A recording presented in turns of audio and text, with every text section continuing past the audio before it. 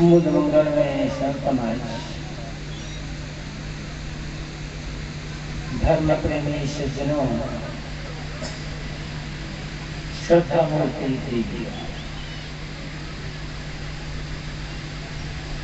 सद्गुरु कबीर का एक सरल किंतु लंबा सा पद है। पहले मैं उसको पूरा पद कहूंगा और उसके पश्चात पद की कुछ पंक्तियों पर आपके समक्ष अपना निवेदन प्रस्तुत करूंगा। सद्गुरु कबीर कहते हैं, सद्गुरु शरणे जाए के तामस त्यागिए, भला बुरा कह जाए तो उठ नहीं लागे, उठ लागे सो रार, रार महान नीच है, जेहि घट उपजे क्रोध सोई घट नीच है। जो कोई गाली दे तो जवाब मत दीजिए, गल अमृत तेरे पास कोई क्यों न पीछिए। अमृत फल लिए हाथ रुचि नहीं रार, स्वान को यही स्वभाव गहे पुनिहार। जाकर जौन स्वभाव छूटे नहीं जीव सो, नीम न मीठा होए सींचे गुड़ घीव सो। माला तेरे हाथ कतरनी कांख में, आग बुझी मत जान दबी है राख में। कहा पे है बात कहे तेरी पीऊ को, ऊपर की सब बात फले तेरी जीव को। कहे कबीर पुकार समुझ मन भावना, हंस गए सब लोग बहुरी नहीं आवना। सद्गुरु शरणे जाएंगे तामस त्यागे। आप और हम भक्ति करते हैं, पूजा करते हैं, पाठ करते हैं, नाम जपते हैं, माला फेरते हैं, धर्म के नाम पर और बहुत कुछ करते हैं। पहचान क्या है, कसौटी क्या है? आप भगत हैं, सत्संगी हैं, गुरु के शिष्य हैं, धार्मिक हैं, पुजारी हैं, साधु हैं, महात्मा हैं, गुरु हैं, पीर हैं, आचार्य हैं, धार्मिक हैं। आभार क्या है, कसौटी क्या है? चंदन लगा दिए, दाढ़ी बढ़ा लिए, चोटी बढ़ा लिए, माला पहन लिए, हमारे जैसा कपड़ा पहन लिए, रागामी चादर ओढ़ लिए, मंदिर में जाकर के कुछ देर बैठ कर पूजा कर लिए, पाठ कर लिए, आरती वंदना कर लिए। क्या ये सब धार्मिक भगत सत्संगी होने की कसौटी और पहचान है? ये सब ऊपरी ऊपरी कर्मकांड है। और ये बाहरी आलवाल में, कर्मकांडों में, दिखावा में हम उलझ गए हैं और दिखावे को ही हमने सच मान लिया है। मत और पंथ, मजहब और संप्रदाय अनेक हैं। दुनिया में लोगों के विचार अलग अलग, संस्कार अलग अलग, मान्यताएं अलग अलग, रुचियां अलग अलग। तो एक मत, एक संप्रदाय, एक मजहब होना बहुत कठिन है। सैकड़ों मत मजहब है दुनिया में और सैकड़ों हजारों प्रकार की पूजा पद्धतियां हैं। और जितने मत मजहब है तक अपने कर्मकांड है, उपासना विधियां हैं। इनमें से हम किसी को न छोटा कर सकते हैं न किसी को बड़ा कर सकते हैं। तो ये सब बिल्कुल बेकार है, ये ऐसा ही नहीं करते। सबकी अपनी सार्थकता है, सबकी अपनी उपयोगिता और आवश्यकता है। कुछ मन भुलाने के साधन है खिलौने, लेकिन कब तक बच्चे बनकर खिलौनों से खिलते रहेंगे, विचारने प्रश्न तो यह है। जीवन में प्रौढ़ता आएगी या नहीं है, समझदारी का विकास होगा, समझदारी पुष्ट होगी या नहीं, कुछ परिवर्तन होगा या नहीं। गुरु की भक्ति करते करते, भगवान की भक्ति करते करते, पूजा करते, पार करते, नाम जपते, गंगा नहाते और साधु महात्मा हुए, वर्षों बीत गए, न लोभ छूटा, न मोह छूटा, न क्रोध छूटा, न वासना छूटी, न ईर्ष्या देना छूटे, न छल कपट छूटा। कैसे माने कि आप धार्मिक हैं? कैसे माने कि आप पुजारी हैं? कैसे माने कि आप भक्त हैं, किसी भगवान के और गुरु के भक्त हैं? यहाँ तक वर्षों बीत गए सब करते करते, तंबाकू नहीं छूटा, गाली गुटखा नहीं छूटा, गाली देना बंद नहीं हुआ, लड़ना बंद नहीं हुआ, छल कपट नहीं हुआ। कैसे मान लिए कि आप मैं धार्मिक हूं? कसौटी क्या?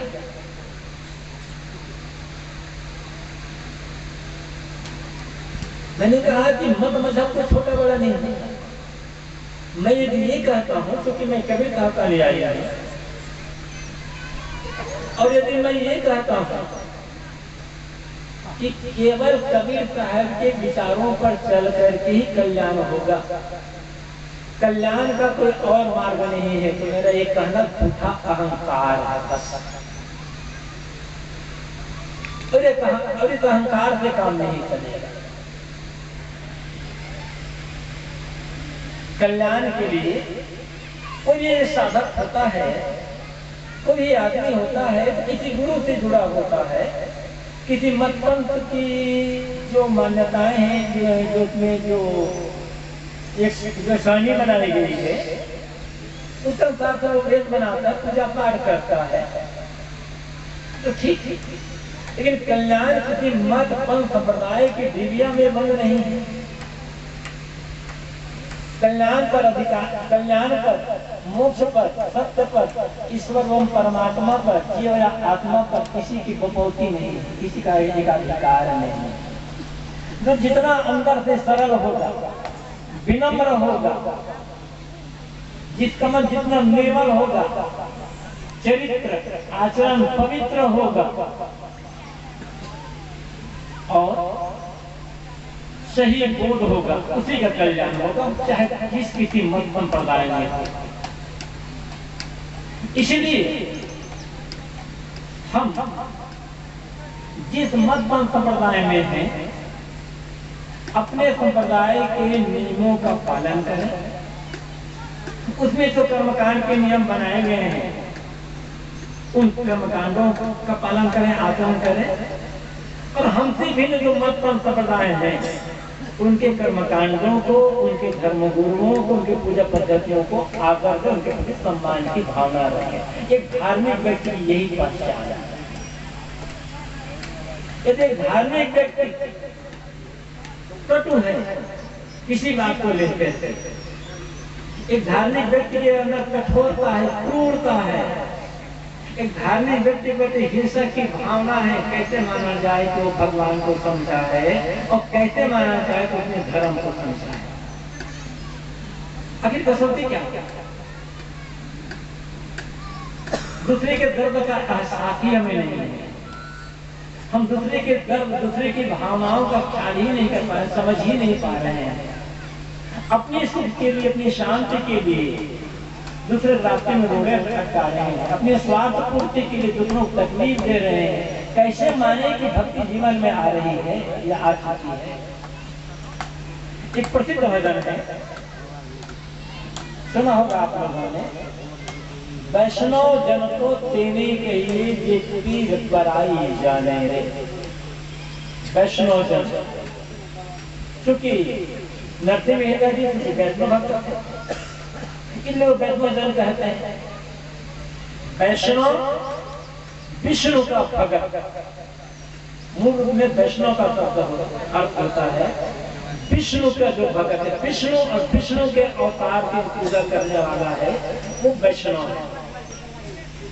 लेकिन यहाँ अर्थ है साधु संत भगत, भगवान का भगत, गुरु का भगत वह व्यक्ति है ये पीर पराई जाने रे, जो दूसरे की पीड़ा का अहसास करता है और जो जान बुझ के तन से, मन से, वचन से किसी को भी पीड़ा नहीं देता है, किंतु जो बन सकता है दूसरों की सेवा करता है, रक्षा करता है, दया का व्यवहार करता है, मन में सबके लिए कोमल भावना रखता है, वह गुरु का शिष्य है, वह भगवान का भगत है, वह अल्लाह ताला का बंदा है, कुछ भी करेगा वही। और जिन्होंने अपने तन मन वचन से दूसरों को पीड़ा देना बंद कर दिया, जिसके तन मन वचन के सारे दोष, सारे दुर्गुण दूर हो गए, तो प्रत्यक्ष राम रूप है दुनिया में, सब तक जीवित भगवान है। तन कृत मन कृत वचन कृत काहू दूषक नाम, तुलसी ऐसी संत जन राम रूप जगमान। तो तन से, मन से, वचन से काहू दूषक ना है, किसी की निंदा नहीं करता, अपमान नहीं करता, किसी को दुख नहीं देता, ऐसे संत जन चलते फिरते राम, चलते फिरते भगवान, प्रत्यक्ष भगवान। कहाँ पुकार रहे हैं? प्रत्यक्ष भगवान सामने है, उसको समझ नहीं पा रहे हैं।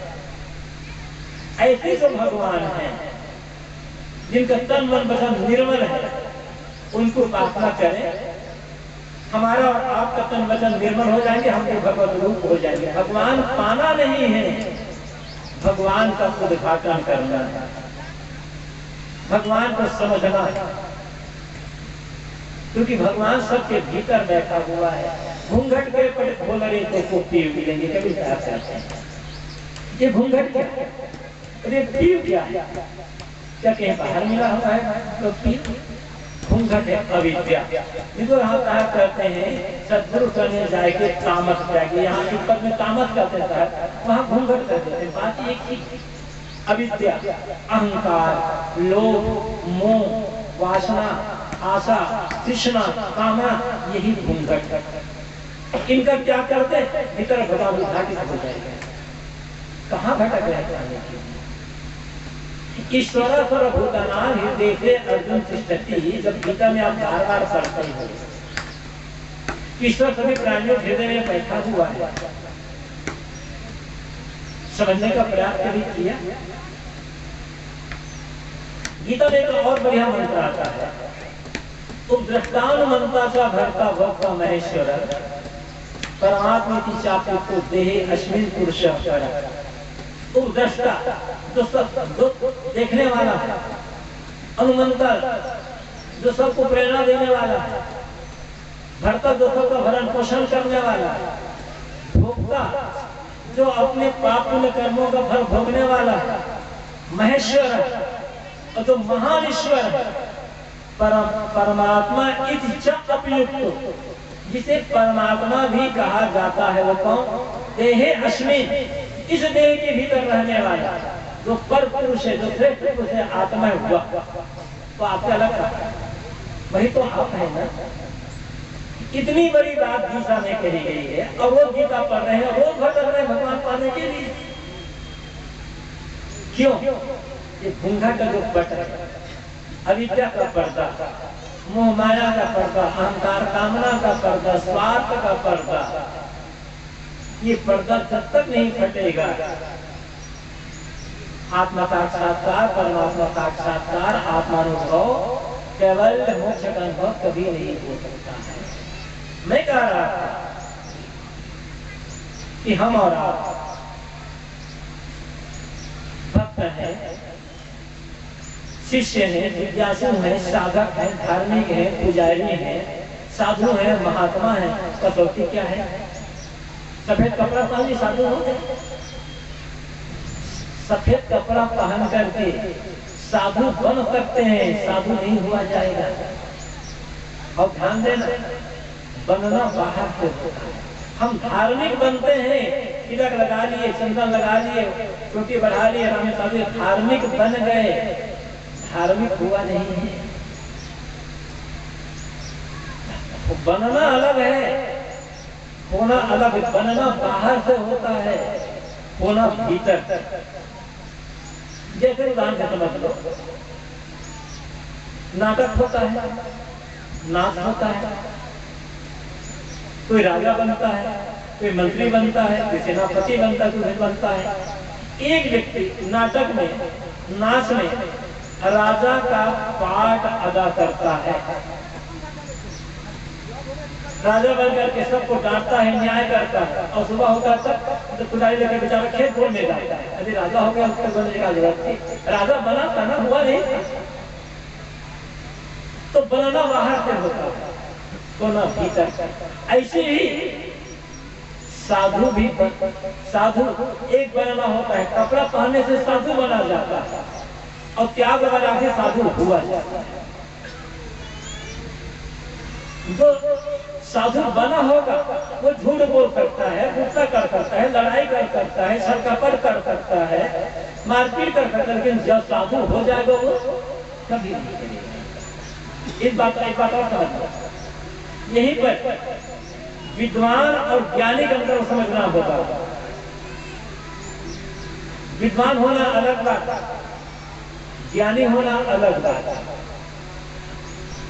विद्वान होने के लिए आपको विद्यालय पहले प्राइमरी में भर्ती एडमिशन कराना होगा, फिर आप प्राइमरी में जाके हाई स्कूल में जाएंगे, कॉलेज जाएंगे, यूनिवर्सिटी जाएंगे, बड़ी पढ़ाई करनी पड़ेगी।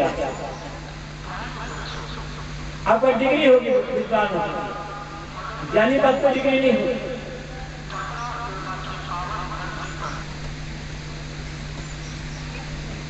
तो विद्वान और ज्ञानी में अंतर क्या है? बिना पढ़े आदमी ज्ञानी हो सकता है, लेकिन बिना पढ़े विद्वान नहीं। कोई ऐसा भी हो सकता है, हजारों में कोई एक होगा जो ज्ञानी भी होगा और विद्वान भी। अन्यथा विद्वान है तो ज्ञानी नहीं, ज्ञानी है तो विद्वान नहीं। विद्वान झूठ बोलेगा, ज्ञानी झूठ नहीं बोलेगा। विद्वान गाली देगा, ज्ञानी गाली नहीं देगा। विद्वान लड़ाई करेगा, ज्ञानी लड़ाई नहीं करेगा। विद्वान दूध का तंबाकू खाएगा, शराब पिएगा, ज्ञानी नहीं करेगा। अब सोचे कि आप अपने को ज्ञानी मानते हैं या विद्वान मानते हैं। हमें सोचना है कि अपने को विद्वान मानते हैं या ज्ञानी मानते हैं। सारा कुकर्म विद्वान कर सकता है, ज्ञानी नहीं कर सकता। कि जितने, एक बात और, लोग ये कहते हैं भारत में शिक्षा का स्तर बहुत कम है, इसलिए समस्याएं बहुत ज्यादा है। अगर सभी लोग शिक्षित हो जाएंगे तो समस्याएं घट जाएंगी। ठीक है, अच्छी बात, सबको शिक्षित होना चाहिए और हमारी सरकार प्रयास कर रही है सबको शिक्षित करने के लिए। लेकिन एक प्रश्न है, यदि शिक्षा का स्तर कम है, शिक्षा का प्रतिशत कम है, समस्याएं हैं। जब पूरी शिक्षा हो जाएगी, समस्याएं घर जाएगी। मेरा निवेदन यह है, दफ्तरों में घूस लेने वाले अनपढ़ लोग हैं या शिक्षित लोग हैं? ये भूख की भ्रष्टाचार की समस्या कौन फैला रहा है, अनपढ़ या शिक्षित लोग? जितने बड़े बड़े गबन होते हैं, घोटाले होते हैं, ये अनपढ़ लोग कर रहे हैं या शिक्षित लोग कर रहे हैं? ये जितने आतंकवादी हैं, ये लोग, ये सब अनपढ़ हैं या शिक्षित हैं?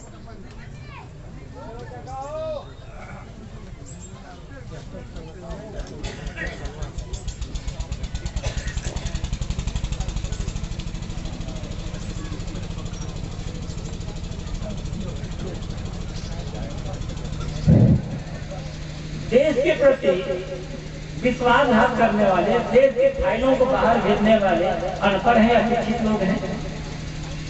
ये जितनी मिलावटबाजी करने वाले हैं, कालाबाजारी करने वाले हैं, अनपढ़ हैं, अशिक्षित लोग हैं।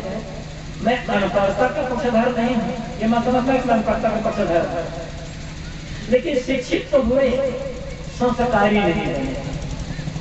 शिक्षा के साथ साथ यदि संस्कार की सीख दी गई होती, शिक्षा और संस्कार जब दोनों,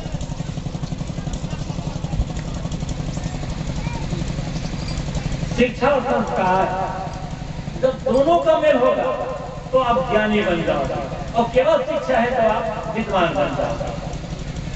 और ये हो, विद्वान के पास शिक्षा है और ज्ञानी के पास संस्कार है। तो बात आते हैं, तो बनना बाहर से होता है और होना भीतर से होता है। साधु बन करके भी बन गया तो गलत काम कर सकते हैं, साधु हो गया गलत काम नहीं करेगा। एक उदाहरण समझ लो, उदाहरण प्रत्यक्ष सब जानते हो, याद दिला रहा हूं। रावण सीता का हरण करने के लिए आया, कैसे आया था? साधु बन कर जाता है। साधु साधु हो गया होगा, सीता हरण का करते समझे जरा बात। यदि रावण साधु हो गया होगा तो सीता हरण करने का साधु बना था ना, हुआ नहीं था। तो बनना अलग होता है और होना अलग होता है। हम धार्मिक बने हैं, हुए नहीं है धार्मिक। हमारा देश धर्म प्रधान देश, हम गर्व के साथ कहते हैं हमारा भारत धर्म प्रधान देश है। यहाँ धार्मिक लोग बसते हैं। ये मंदिरों में चोरी होती है, धार्मिक लोग करते हैं या अधार्मिक लोग करते हैं? संप्रदाय के नाम पर, मजहब के नाम पर, संप्रदाय के नाम पर ये जो बड़े बड़े लड़ाइयाँ हो रही है, बड़े बड़े कांड हो रहे हैं, कौन कर रहे हैं? धार्मिक लोग या अधार्मिक लोग? जितने भूत लेने वाले, मिलावटबाजी करने वाले हैं, धार्मिक है या अधार्मिक है? तो मूल बात क्या है ये समझ रहा हूँ। मैं मूल बात पर आता हूँ। सदगुरु शरणे जाय के तामस त्यागी।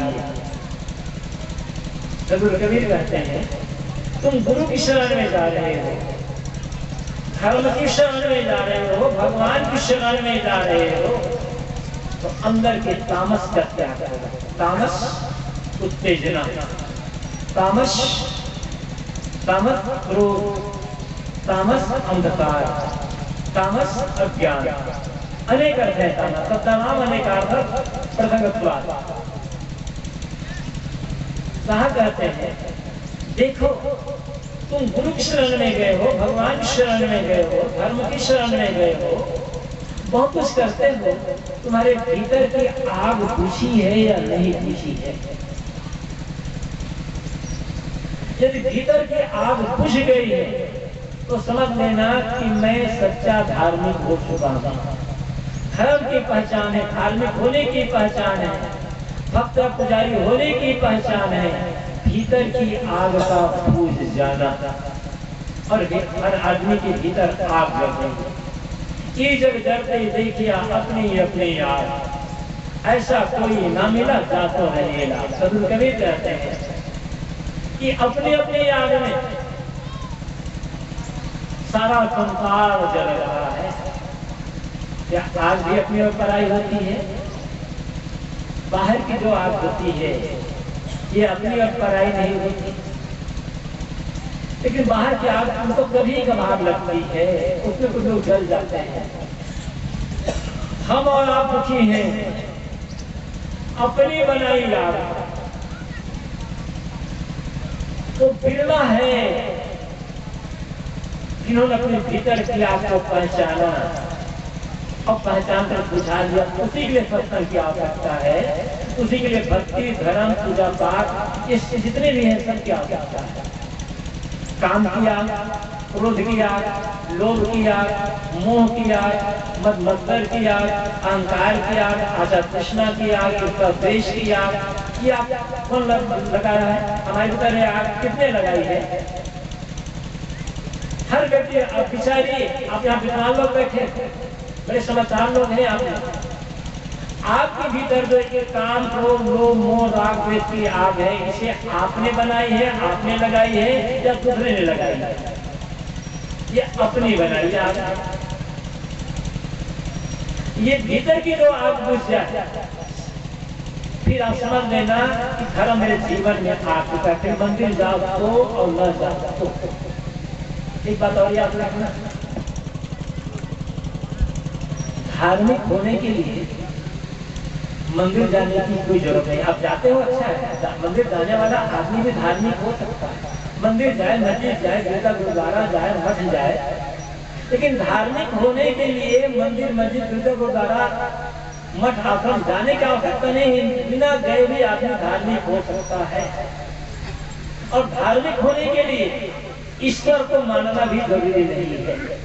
ईश्वर मानने वाला आदमी भी धार्मिक हो सकता है, मैं नहीं कह रहा हूँ ईश्वर मानने वाला आदमी धार्मिक नहीं हो सकता है, लेकिन धार्मिक होने के लिए ईश्वर मानना जरूरी नहीं है। बिना मंदिर गए, बिना पूजा किए, बिना ईश्वर माने आदमी धार्मिक हो सकता है, साधु हो सकता है, महात्मा हो सकता है, कल्याण कर सकता है। और ये सब करते हुए भी आदमी अधार्मिक हो सकता है। अब उदाहरण के पास समझिए कि ईश्वर मानने वाला आदमी भी अधार्मिक है, नहीं मानने वाला आदमी भी धार्मिक है, सच्चा धार्मिक है। बातें आप जानते हैं, पुनः याद है। राम और रावण, ये दोनों का नाम कौन नहीं जानता? रावण वेदों का प्रकांड पंडित। वाल्मीकि रामायण में रावण के लिए कहा गया है वेद विद्या व्रत अस्नातक, वेद विद्या में निपुण कहा गया रावण। और आप आश्चर्य करेंगे कि वाल्मीकि रामायण में अनेक जगह रावण के लिए महात्मा शब्द का प्रयोग किया गया है। आप कहेंगे रावण तो राक्षस, लेकिन वाल्मीकि रामायण में रावण के लिए अनेक जगह महात्मा शब्द का प्रयोग किया गया है। तो रावण चारों वेदों का प्रकांड पंडित, वेद विद्या का स्नातक,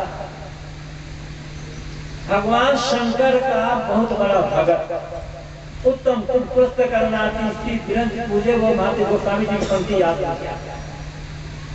शिव जी का पक्का भगत, ब्रह्मा का पक्का भगत, ब्रह्मा का तो प्रपौत्र ही है ना, ब्रह्मा का बेटा पुलस, पुलस का बेटा विदर्भा, विदर्भा बेटा रावण, ब्रह्मा का प्रपौत्र है रावण, उनका पुजारी नहीं है।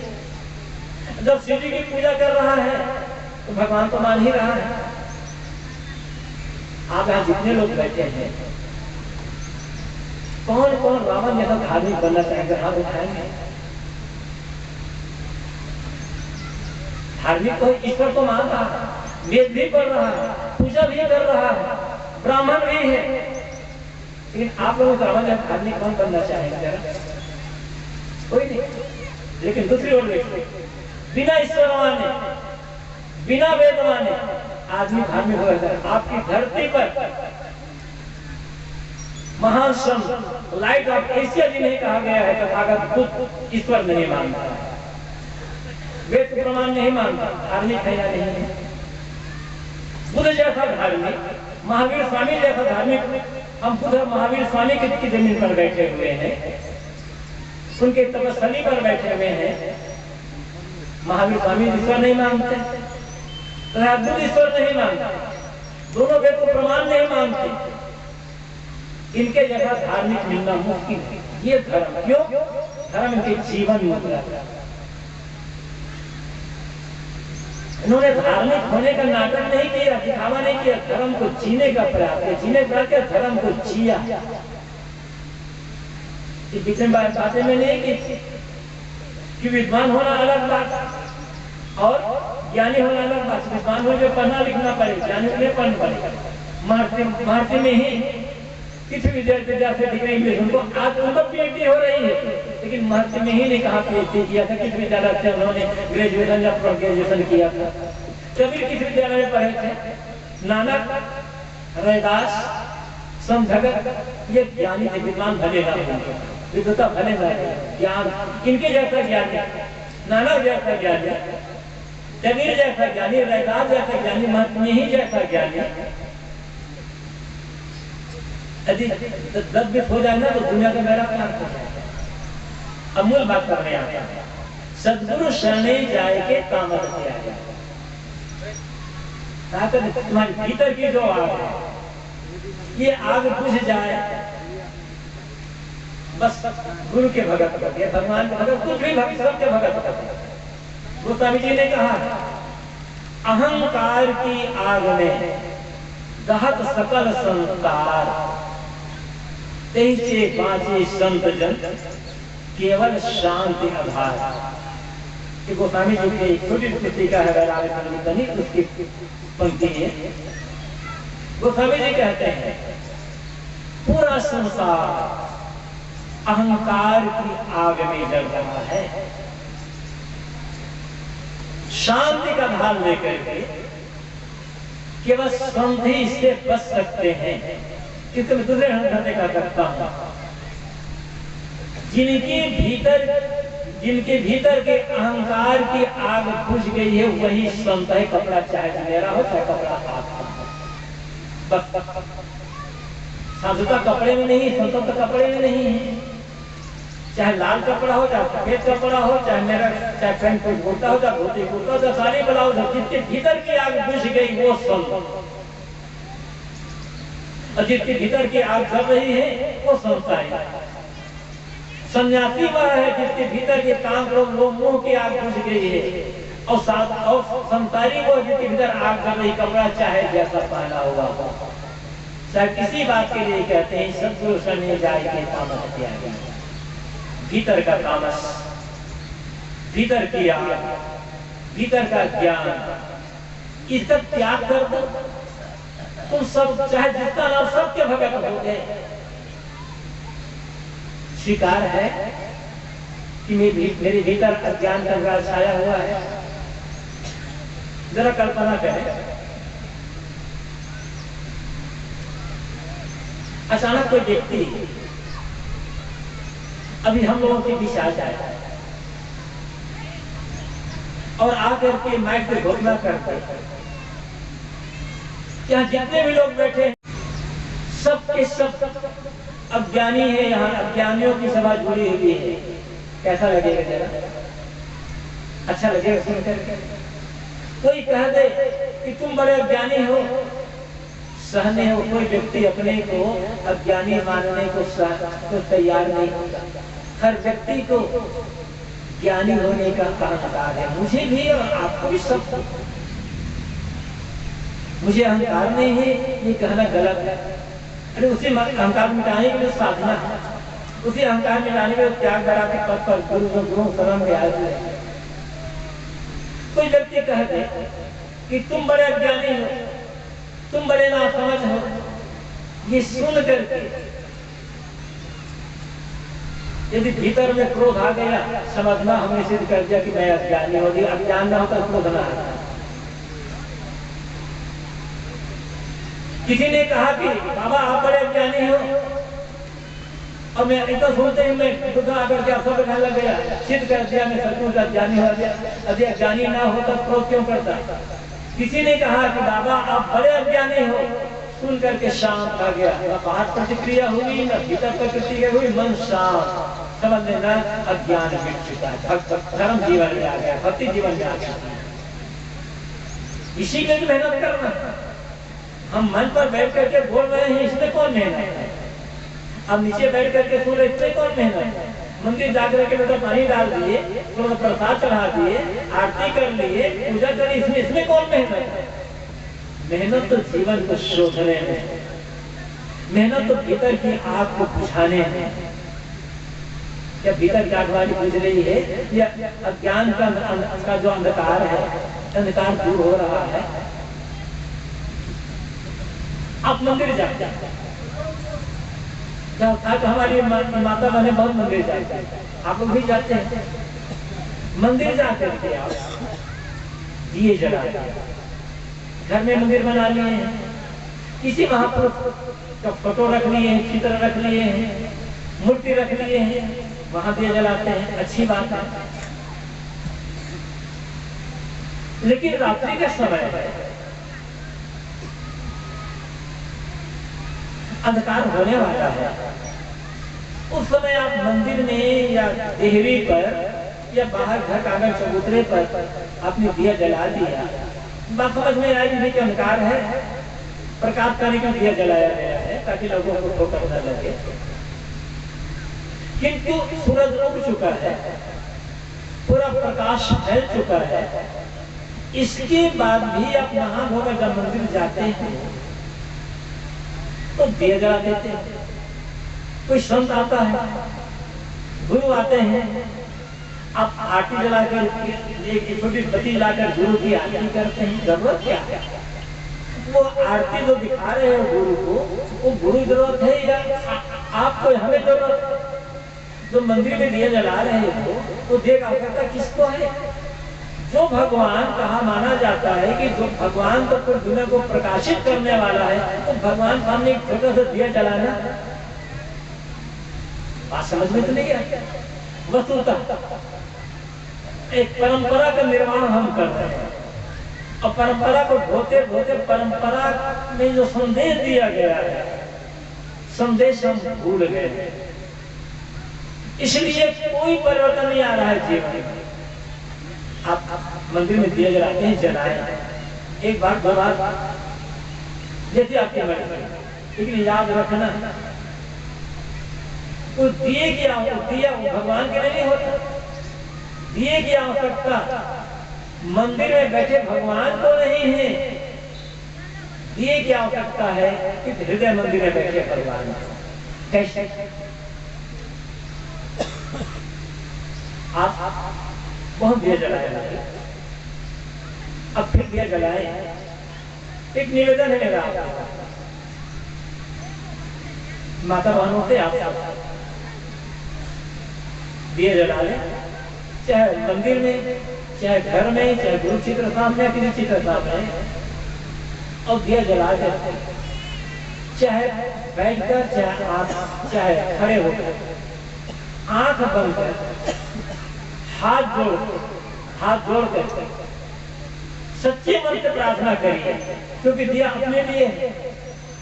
सच्चे मन से प्रार्थना, रोज प्रार्थना करें कि हे भगवान, हे गुरुदेव, जैसे मैंने आपके मंदिर में दिया जलाया है, मुझे आशीर्वाद दो कि मेरे हृदय मंदिर में ज्ञान का, जब आप दिया जला लो मंदिर में, घर में रहा थी, उसके पश्चात बैठ करके, खड़े होकर के, जैसा भी हाथ जोड़कर, आंख बंद करके, पूरी विनम्रता के साथ आप प्रार्थना करो कि हे भगवान, हे गुरुदेव, जैसे आपके मंदिर में मैंने दिया जलाया है, मुझे आशीर्वाद दो कि मेरे हृदय मंदिर में ज्ञान का, भक्ति का, धर्म, प्रेम का दिया जल जाए, जीवन में मेरा आशीर्वाद हो जाए। कभी जलाया है? कभी ये बात समझ में आई कि मेरे हृदय मंदिर में मुझे ज्ञान का, धर्म और प्रेम का दिया जलाना, भक्ति दिया जलाना, दिया जलाते आते पूरे हो गए, जीवन समाप्त हो गया, लेकिन हृदय मंदिर में धर्म का दिया नहीं जला, हृदय मंदिर में प्रेम का, भक्ति का, ज्ञान का दिया नहीं जला, कल्याण कैसे होगा? जब हृदय मंदिर में ज्ञान का दिया जला ही नहीं है तो इस तामस दूर कैसे होगा? अभी तक अंधकार दूर कैसे होगा? और अंधकार ही दूर नहीं होगा तो घटका दूर कहां से होगा? शांति का अनुभव कैसे होगा? आत्म साक्षात्कार कैसे होगा? ये बात सोचने के लिए। अरे एक बात और, अब मंदिर जाते हैं, मंदिर जाने का अर्थ क्या है? मंदिर जाना गलत में नहीं कर रहा हूं, जिसको भी अवसर मिलता हो मंदिर जाए, आप अच्छी बात है। कोई भी मंदिर आपकी भावना, लेकिन मंदिर जाते जाते उम्र काफी कुछ बीत चुकी है, प्रौढ़ता आ चुकी है, बुढ़ापा की ओर कदम आगे बढ़ रहा है, घर का कला शांत हुआ है,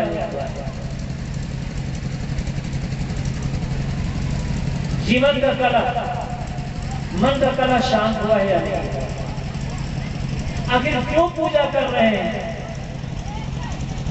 क्यों आरती वंदना कर रहे हैं, किसके लिए कर रहे हैं? कुछ परिवर्तन आ रहा है या नहीं आ रहा है? मंदिर जाने का अर्थ क्या है? मंदिर एक उपासना स्थल है।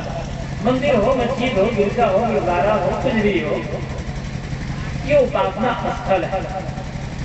लोग अपने अपने मान्यता अनुसार अपने अपने मत मजहब के जो उपासना स्थल है वहां जाकर अपने इष्ट की याद करते हैं, विनय वंदना करते हैं।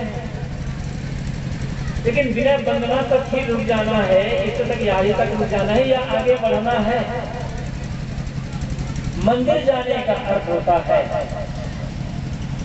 अपने परिवार का, अपने जीवन का और अपने मन का मंदिर बन जाना। और जिस दिन परिवार, जीवन, मन ये तीनों मंदिर बन गए, उसके बाद मंदिर जाए या ना जाए कोई फर्क नहीं पड़ेगा। जहां आप बैठेंगे वहीं मंदिर का निर्माण हो जाएगा। पूजा क्या है? माता पिता है, सास ससुर है, दादा दादी है, उम्र में, पद में, मर्यादा में जो बड़े हैं उनका आदर, उनका सम्मान, उनकी सेवा, उनकी उचित आज्ञा का पालन। पति पत्नी है, भाई भाई है, पुतनी है, ननद भावत है, उम्र में, मर्यादा में बड़े हैं, परस्पर में प्रेम, समता, एकता, विश्वासपूर्वक व्यवहार। तो छोटे बच्चे हैं, उनके स्नेह, करुणा, वात्सल्य, उचित देखभाल। इस प्रकार से जब आप करेंगे आपका घर मंदिर बन जाएगा, परिवार मंदिर बन जाएगा। इसके लिए आपको हमें अपने स्वार्थ और अहंकार का त्याग करना होगा। याद रखिए, जितनी बड़ी सफलता उतना बड़ा त्याग की आवश्यकता होगी। और त्याग केवल स्वार्थ और अहंकार करके सफलता चाहते, शांति चाहते हैं, जीवन में परमात्मा को उद्घाटन चाहते हैं, आत्म साक्षात्कार चाहते हैं, त्याग करने को तैयार नहीं। न अपने आदत का, न आसक्ति का, न मोह का, न स्वार्थ अहंकार का। बिना त्याग के, और त्याग घर का त्याग नहीं है। घर के त्याग जब होना है तब हो जाएगा। बिना त्याग के जीवन में कोई बड़ी घटना घटित नहीं होगी। परमानंद, परम शांत, आत्मा साक्षात्कार, भगवत साक्षात्कार किसी का अनुभव नहीं होगा। जितनी बड़ी सफलता उतना बड़ा त्याग। एक उदाहरण से बात समझे। एक मंदिर था जो माता में 4 महीने वहां कथा होती। एक बार अच्छी कथाकार मंदिर में आए जो माता के समय, उनके कहने की शैली इतनी मधुर, इतनी आकर्षक थी कि काफी अच्छी संख्या में लोग वहां उपस्थित होते थे। और प्रायः कथा श्री कृष्ण के जीवन पर आधारित कथा होती। महिलाएं बहुत बड़े संख्या में उपस्थित होती थी, कथा की चल रही थी, बड़ी संख्या में महिलाएं उपस्थित थी। कथावाचक ने उस बीच में वहां उपस्थित महिलाओं से पूछा, माताओं, कि रोज आप भगवान कृष्ण की कथा सुनने के लिए आते हैं, आपके मन में भगवान कृष्ण के लिए बड़ी भक्ति भावना है, बड़ी श्रद्धा है। एक बात बताएं, अब यहाँ कितनी माताएं बैठी, कितनी महिलाएं बैठी हुई हैं, तो कितनी महिलाएं ऐसी हैं जो भगवान श्री कृष्ण जैसा बेटा चाहती हैं? जो महिलाएं भगवान श्री कृष्ण जैसा बेटा चाहते हैं हाथ उठाएं। अब भारत में हिंदू परंपरा में कौन ऐसी माता है जो भगवान कृष्ण जैसा बेटा न चाहे? सभी महिलाओं ने हाथ उठा दिया, हम भगवान कृष्ण जैसा बेटा चाहते हैं। महात्मा ने, कथावाचकों ने कहा, बहुत बहुत धन्यवाद आप लोगों को कि आप लोग भगवान कृष्ण जैसा करना चाहती हैं, कौन कौन से? लेकिन एक प्रश्न और है, कितनी नारियां हैं जो अपने पति के साथ 10-12 साल जेल में बंद रहना चाहती हैं? हाथ उठा, किसी ने हाथ उठा रखा? हाँ, पता हो कृष्ण कृष्ण जैसा बेटा चाहती तो जेल में बंद रहना पड़ेगा, और उस कृष्ण जन्म में पहले 7 बेटे बलिदान देना पड़ेगा, तब कृष्ण पैदा होगा। शांति चाहते हो, परमानंद चाहते हो, आत्म साक्षात्कार जाते भगवान दर्शन करना चाहते हो, किसी बेटे बलिदान मतलब 7 अहंकार का बलिदान करना पड़ेगा, तब होगा, अन्यथा नहीं होगा। और ये कहा करते हैं चतुर सने जाए के सामर्थ्य आ जाए। मैं ये कह रहा था कि आपको अपना घर मंदिर बनाना है, केवल स्वार्थ और अहंकार का त्याग करके प्रेम और विश्वास पूर्वक व्यवहार करिए, सेवा समर्पण का व्यवहार करिए, आपका घर मंदिर बन जाएगा और मंदिर जाना सार्थक हो जाएगा। दुर्भाग्य यह है, लड़ाई करते हो घर में, क्षमा मांगते हो मंदिर में जाकर भगवान। जब भाई जिससे लड़ाई की हो, पत्नी से, पति से, सास से, बहू से, बेटा से, भाई से, भाभी से लड़ाई की हो, क्षमा उनसे मांगो, भगवान क्षमा क्यों करेगा? सारा कुकर्म करते हो घर में और बिना मंगल करते हो मंदिर में, क्या आपका भगवान इतना ना समझ है? क्यों धोखा दे रहे हो अपने आप को? मंदिर बनाओ बाहर, लेकिन पहले अपने घर को मंदिर बनाओ। उसके लिए पैसा नहीं लगेगा, कुछ नहीं, एक पैसा नहीं लगेगा, केवल स्वार्थ अहंकार का त्याग और प्रेम सेवा विश्वास का व्यवहार। अब जीवन मंदिर बनाना, मंदिर जाने का समय नहीं कहा, मंदिर जाने का अर्थ होता है परिवार का मंदिर बनना, फिर आगे जीवन का मंदिर बनना। जीवन मंदिर कैसे बनेगा? सदकर्मों, उत्तम आचरण और उत्तम चरित्र से। और याद रखिए, पूजा चित्र की नहीं होती है, पूजा चरित्र की होती है। पूजा कैरियर की नहीं होती, पूजा कैरेक्टर की होती है। और सब अपने चित्र को, चित्र क्या है? मकान चित्र है, दुकान चित्र है, ये पद चित्र है, रुपये पैसे चित्र है, जमीन जायदाद चित्र है, ये सब तो चित्र ही है। इनको बढ़ाने में बड़ी मेहनत कर रहे हैं, और चरित्र को बढ़ाने की कितनी मेहनत हो रही है? कैरियर बढ़े, कैरियर बढ़े, कैरियर बढ़े, कैरेक्टर ध्यान है या नहीं? कितना कैरियर बढ़ा लो, कैरेक्टर नहीं है, पूजा आपकी नहीं होगी, सम्मान आपका हो, सम्मान छूटा होगा। और एक बात और समझते, बात के बीच में आई थी, राम और रावण की बात आई थी ना। रावण ब्राह्मण है, राम क्षत्रिय। ब्राह्मण बड़ा होता है क्षत्रिय। रावण राजा है, राम भी राजकुमार है। रावण बुजुर्ग है उम्र में, रावण अभी रामकुमार बहुत थोड़ी है। रावण सोने की नगरी लंका का राजा, महाधनवान है, और राम तो जंगल में है, तो कोई संपत्ति नहीं है रावण का, राम के पास। रावण के पास बड़ी सेना है, राम तो जंगल में है, पत्नी है, भाई है, कुछ बानर है बस। रावण चारों प्रकार पंडित है, राम के पास इतनी विद्या नहीं है, फिर भी पूजा राम की होती है, रावण की क्यों नहीं होती? क्यों? रावण का चित्र है, राम का चरित्र है। बात समझना चाहिए। रावण का सिर्फ चित्र है, राम का चरित्र है।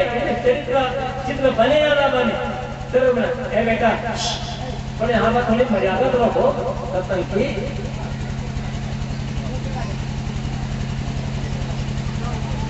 तो घर में जीवन कैसे मंदिर बनेगा? सदकर्मों से, सदाचरण से और चरित्र। फिर तो जहां जाओ वहां मंदिर। और मन मंदिर कैसे बनेगा? अच्छे विचार। हम मनुष्य हैं, मननात्म मनुष्य है। जो प्राणी मनन करता है उस प्राणी का नाम है मनुष्य। जानवर मनन नहीं कर सकता, गहराई की बात का चिंतन नहीं कर सकता। हम और आप मनुष्य हैं, इसलिए चिंतन करते हैं, क्योंकि हमारे पास मन है। और हर आदमी का मन हमेशा अच्छा सोचता है। दुर्भाग्य है निगेटिव नकारात्मक भी सोचता है। अब इसी बदलना है, सकारात्मक सोच लानी है, अच्छे विचार। हर समय रास्ता खेत जा रहे हो, खलिहान जा रहे हो, नहा रहे हो, मंदिर जा रहे हो, दुकान में बैठे हो या कुछ और कर रहे हो, जब सोचो अच्छा सोचो। किसके लिए? अपने लिए, दूसरों के लिए, यहाँ तक दुश्मनों के लिए। दुश्मन तो ऐसे कोई है नहीं, लेकिन है भी, तो उसके लिए अच्छा सोचे, अच्छा सोचे, अच्छा सोचे, केवल अच्छा सोचे। पवित्र विचार बनाकर रखे, मन मंदिर बन जाएगा, परिवार मंदिर बनेगा, सेवा से, प्रेम से, विश्वास से जीवन मंदिर बनेगा, सत्कर्मों से, सदाचार से, सच्चरित्र से मन मंदिर बनेगा, पवित्र विचार से। और जब मन कुचिंतन का त्याग, सच्चिंतन, वासना का त्याग, उपासना, अनात्म चिंतन का त्याग, आत्मचिंतन, मन मंदिर बन गया। और मन मंदिर हो गया तब यह मन को शीतल भया जैसे गंगा ली, पीछे पीछे हरी फिर कहत कभी भटक नहीं आता। और जिस आदमी का परिवार मंदिर बन गया, जीवन मंदिर बन गया, मन मंदिर बन गया, वो आदमी जहां बैठा है वहां एक नया मंदिर का निर्माण, अदृश्य मंदिर का निर्माण। इसी के लिए सत्संग भक्ति की आवश्यकता है। इसी के सदगुरु कबीर कहते हैं, सदगुरु शरण में जाएंगे तामस त्यागी।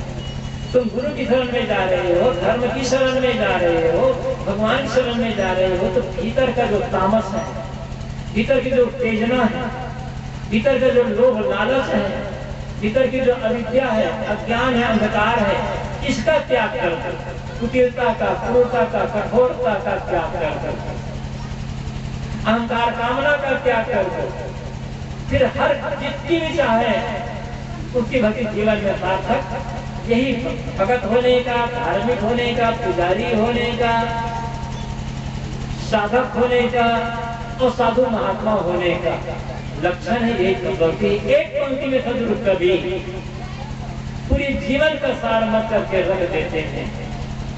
सदगुरु कबीर का एक पद मैंने कहा था, लंबा पद, अभी पहली पंक्ति में विचार चल रहा है। सदगुरु शरण में जाएंगे तामस त्यागी। साहब कहते हैं तुम्हारे भीतर की उत्तेजना और अहंकार कामना का त्याग हो गया, जीवन में भक्ति, धर्म, श्रद्धा सब उतर गया, भीतर की आग बुझ गई, जीवन शीतल हो गया और हमारा सब कुछ करना, मानव जीवन पाना सार्थक हो गया। समय पूरा हो चुका है, इस पंक्तियों पर समय रहेगा, कल विचार करेंगे। आप लोग धन्यवाद देते हो, बीमारी के समय देकर विराम देते। बोलिए सदगुरुदेव की जय।